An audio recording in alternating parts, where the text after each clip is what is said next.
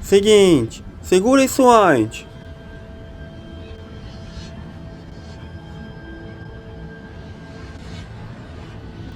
E se eu te perguntasse qual etnia foi massacrada durante a Segunda Guerra Mundial, você saberia me dizer qual é? E qual país foi responsável pelas maiores atrocidades durante este período? Provavelmente as suas respostas foram respectivamente os judeus e a Alemanha. Mas e se eu te dissesse que do outro lado do mundo aconteceu algo tão brutal e perverso quanto o que foi feito pela Alemanha nazista? Mortes, abusos e testes usando humanos como cobaias foram práticas comuns pelos japoneses aqui em território chinês.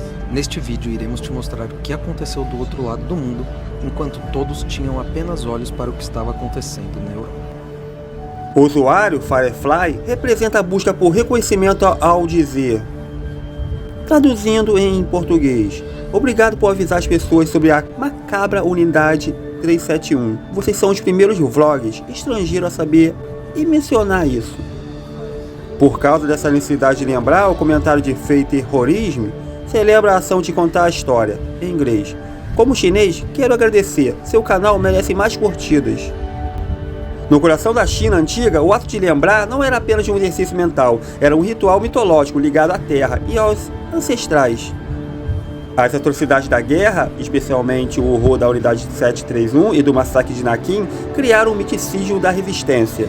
A simples menção desses locais hoje funciona como um rito para reancorar a alma nacional.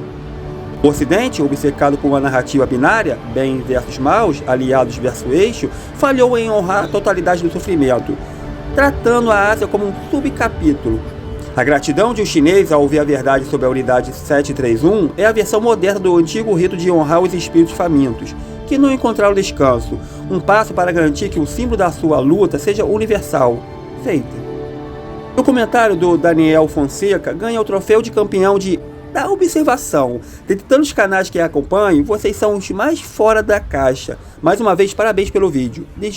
Desejo todo sucesso para o futuro do canal. Ser fora da caixa da China é fácil. Difícil é tentar encaixar a história de 30 milhões de mortos no manual escolar ocidental de 300 páginas.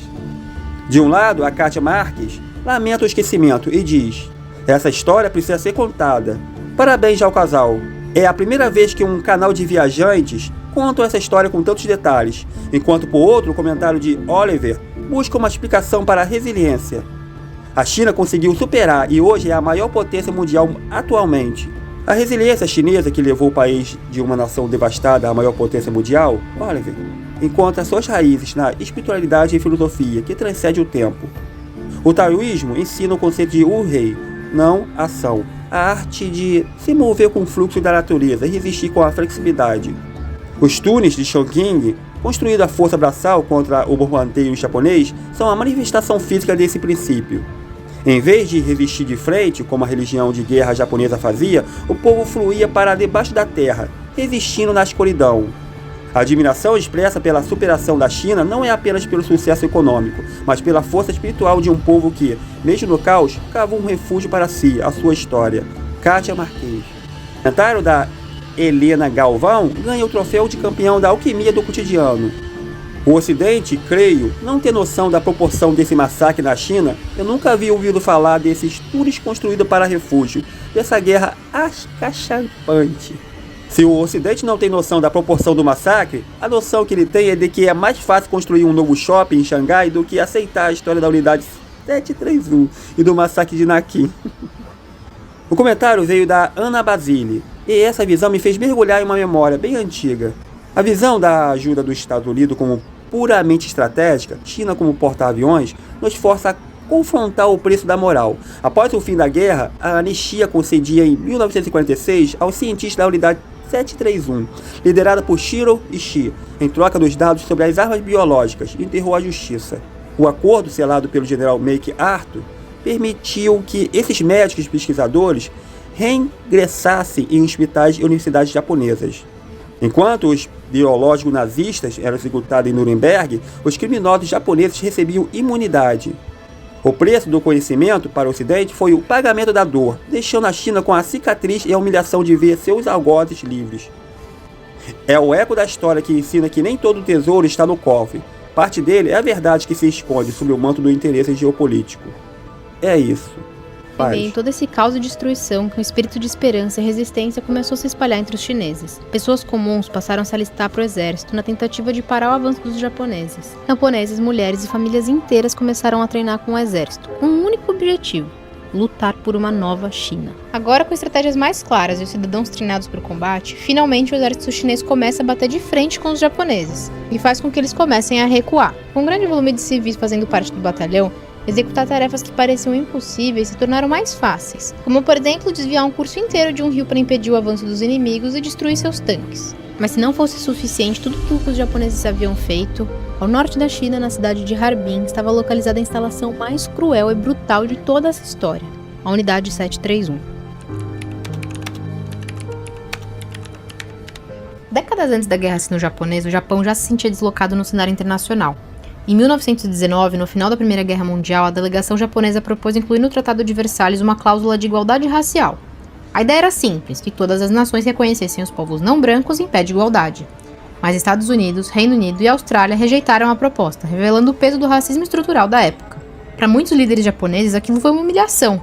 Então a resposta que eles encontraram foi criar a própria narrativa de superioridade. Se o Ocidente não reconhecia o Japão como potência de igual para igual, o Japão se colocaria nessa posição como líder da Ásia, por bem ou por mal.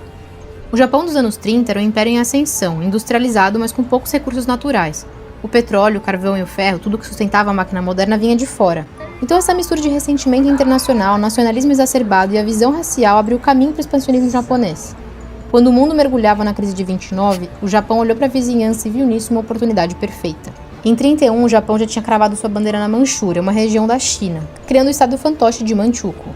Quem hoje visita a terra dos arranha-céus aqui na China, Xangai, a capital financeira do país, não faz ideia de como esse país era alguns anos atrás. Aqui foi um território super importante para a invasão sino-japonesa, momento em que o Japão estava tentando expandir seus territórios e a China foi o foco principal. E Xangai era um lugar estratégico para eles conseguirem dominar o país. A primeira grande batalha foi em Xangai, 3 meses de combate extremamente sangrento. Quando a cidade caiu, o exército imperial seguiu em direção à capital da China, Nanquim, local de uma das maiores atrocidades já vistas na história do mundo. Em apenas 6 semanas, mais de 300 mil pessoas foram mortas. Prisioneiros de guerra eram executados em massa, competições de decapitação aconteciam entre soldados japoneses que colecionavam cabeças de civis chineses, mulheres e crianças sofrendo estupros coletivos, casas que foram incendiadas, bairros inteiros que desapareceram. E onde estava o resto do mundo nesse momento? Preocupado com o crescimento da guerra na Europa. 세계적인 família 비틀면 러시아 이기스에 지그대로 총리가 농다 익셔하고 괜찮아 서산파 그리고 뒤 아쿠. Esse domínio mostrou duas coisas. Primeiro, que a Liga das Nações seria incapaz de conter o expansionismo japonês. E segundo, que a brutalidade contra os chineses seria a regra e não exceção.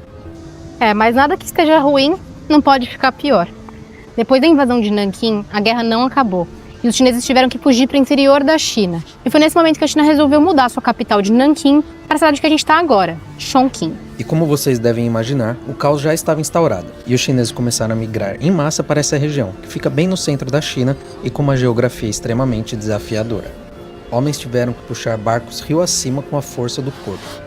Mulheres, crianças e famílias trabalhavam arduamente com as próprias mãos na construção de rodovias para possibilitar a abertura de caminhos. Quando os japoneses descobriram que a capital da China havia mudado de lugar, eles decidiram não mais atacar por vias terrestres, e sim bombardeando tudo que eles viam pela frente. E aqui em Chongqing, essa foi a solução que os chineses encontraram: túneis e mais túneis para proteger a sua população e os seus bens. E é absolutamente surreal da gente entrar em lugares como esse, porque isso aqui é a história viva do que aconteceu com a China. E olha isso, gente, olha o tamanho desse lugar. É absolutamente, assim, paralisante, para dizer o mínimo, porque se não fosse isso, o estrago teria sido ainda pior do que já foi. Então, isso daqui com certeza foi um dos grandes responsáveis por salvar a população chinesa, mas ele não ficou assim, totalmente intocado. Então, eu já vou mostrar pra vocês como que estão esses túneis hoje em dia, já que ele não tá completamente vazio assim em todas as partes. Cada um dos túneis, cada um desses abrigos tinha uma finalidade diferente.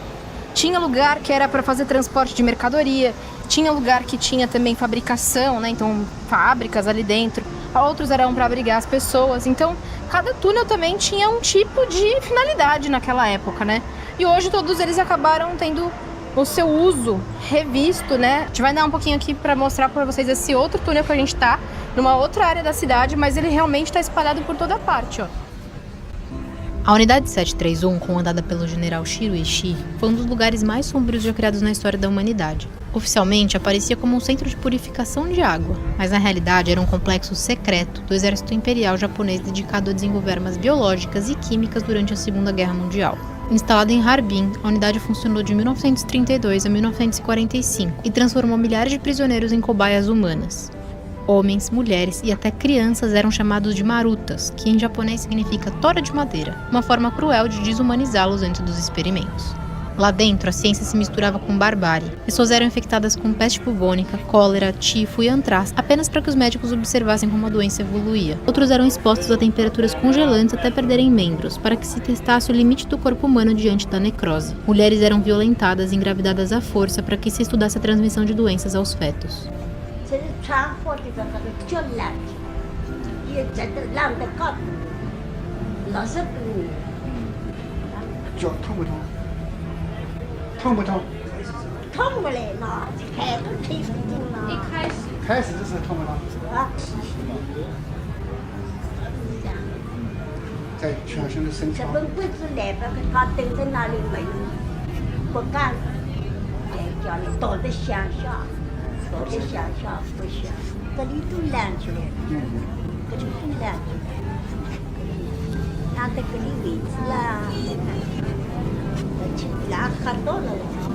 Quando o Japão perdeu a guerra em 45, a unidade 731 foi destruída às pressas, documentos queimados, prisioneiros executados e o local reduzido a ruínas. O general Shiro Ishii e a maior parte dos cientistas nunca foram julgados. Pelo contrário, receberam imunidade dos Estados Unidos em troca dos relatórios com resultados de suas pesquisas. Muitos deles voltaram à vida civil, ocupando cargos em universidades e empresas no Japão pós-guerra. Hoje, a unidade 731 permanece como um dos maiores exemplos de até onde a ambição humana pode ir quando a ciência é usada sem ética e sem limites. Um lugar onde a vida foi transformada em um mero experimento, onde milhares de pessoas pagaram com a própria vida, corpo e dor. Por incrível que pareça, mesmo décadas após todos esses acontecimentos, ainda existe um grande ressentimento da China com o Japão. Isso porque em diversas ocasiões eles negaram tais feitos, diminuindo ou anulando a gravidade dos fatos. E a razão disso tem muito a ver com a manutenção da sua imagem e também na construção do orgulho nacionalista entre as futuras gerações. Como consequência, uma parcela da população chinesa, especialmente mais velha, ainda amargura o sofrimento com um pedido de desculpas que nunca aconteceu. A estimativa mais conservadora é que a guerra sino-japonesa tenha culminado na morte de 10 milhões de chineses. E para te dar uma ideia de grandeza, a pior estimativa da Segunda Guerra Mundial chega a 6 milhões de judeus, um número 40% inferior. E depois de mostrar todo esse conteúdo para vocês, não poderíamos deixar de falar sobre o último evento que ocorreu no dia 2 de setembro aqui na capital chinesa.